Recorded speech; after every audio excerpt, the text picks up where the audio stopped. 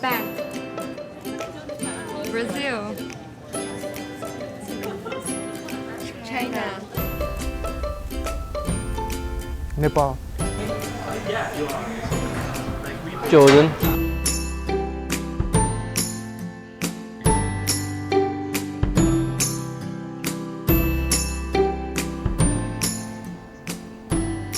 Hello and welcome to other episode of AU Global. I'm your host Martina Baca. When you have lived in the same place all your life, it's natural to think that things just work in one way. However, this is not always true, and AU Global will show you how things are done differently in other countries. In today's show, Senior Sergio Sanchez, major in international business, is going to talk about his home country, Spain. Hi Sergio. Hi Martina. How are you? Good, how are you? I'm good. So Sergio, tell me, what brought you here to Ashland? Well, I did 1 year of college in Spain and it was being very hard for me to do both swimming and studying. And I got a scholarship offer to come here to Ashland, so I thought it was a great idea to keep swimming and keep studying at the highest level.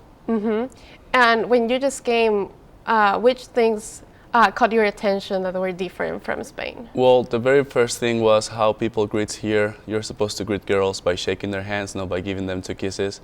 And I actually made the big mistake of when I just arrived, the swim team came to pick me up, and one of the girls was the first person to say hi to me, and she extended her hand to say hi to me, and I hugged her and I gave her a kiss in each cheek. So that made everyone burst into laughs and made it a little bit awkward, but I guess it broke the ice. Also, like how big and spacious everything is here. You need a car. It's very hard. Sometimes there's not even sidewalks because things are so far that you need a car to walk everywhere. And yeah, and also like the freedom that you have in college. You can choose what courses to study on what time. You can decide, pick major, pick minors, and that's not a freedom that we have in Spain. And going back, saying that about the public transportation is not always available here in the States. Even in small towns in Spain, there is public transportation. Yeah, I would say like most of the towns do have public transportation. Maybe if they are very small, they might not have 3, 4 bus stops within the town, but they might have one that connects the town to another towns. Sometimes you might find hard that when you're in Ashland to move from one place to the other. And if there is one thing, well, not one thing, if you could bring something from Spain to the States, what that would be? Well, I would say party, or the way we party, and food. We have great festivals right now. Valencia just ended their biggest festival, Fallas, which is probably my favorite festival. And parties start later, about like 12 o'clock, and last until late a.m. in the morning. You will always see the sunrise. And the way that we can do that is because we don't drink to get drunk. We don't drink binge drinking so much, but we drink to enjoy, to get to a point where you're happy with your friends and you're in a good mood. We try to always keep it in that point, not go past it. Yeah. And the food, I always will miss my home country. You probably feel the same way. My mom's food is always going to be the best food. And I will always miss paella. When I'm here, it's a rice dish with chicken, and it's delicious. Definitely the drinking thing is differently here, maybe because of the age that people legally drink here. But and the other way around, if you could bring something from the States to your country, what would you bring?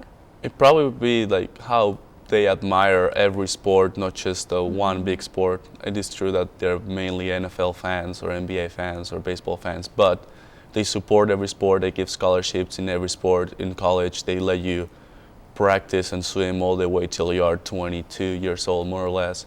And I think that's a great opportunity that we lack in Spain, because they support everyone until you get to high school.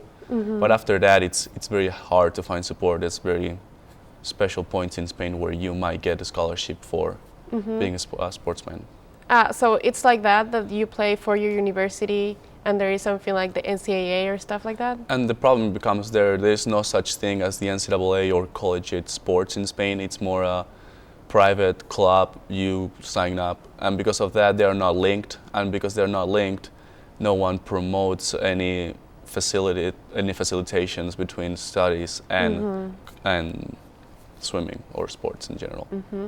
And for you, what was the hardest thing when you came here to the States? Um,